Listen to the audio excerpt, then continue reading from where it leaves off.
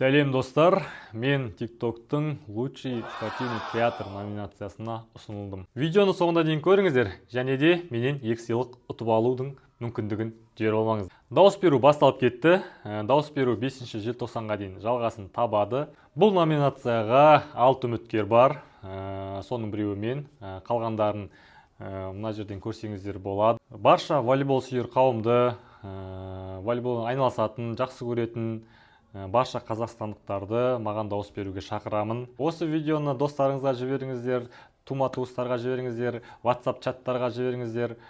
Мен білемін, Қазақстанда волейбол сүйер өте көп қыздар, жігіттер мені қолдайды деген үміттемін. Видеоның соңында уәде еткендей, менен 2 сыйлық ұтып алу мүмкіндігіңіз бар. Олар осындай сөмкеше. Бұл сөмкешені маған TikTok сыйлаған болатын. Міне TikTok-тың белгісі бар.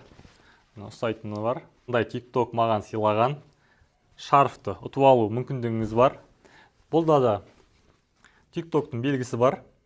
Бұл 2 сыйлықты мен сөмкешені ең күшті комментарий жазған адамға өзім беретін боламын. Өзім арасынан таңдап. Және де осы шарфты ең көп лайк жинаған комментарийға беретін боламын. Қазақстанның кез келген түкпірінен жеңіп алсаңыз да, мен қазпочтамен салып жіберетін боламын.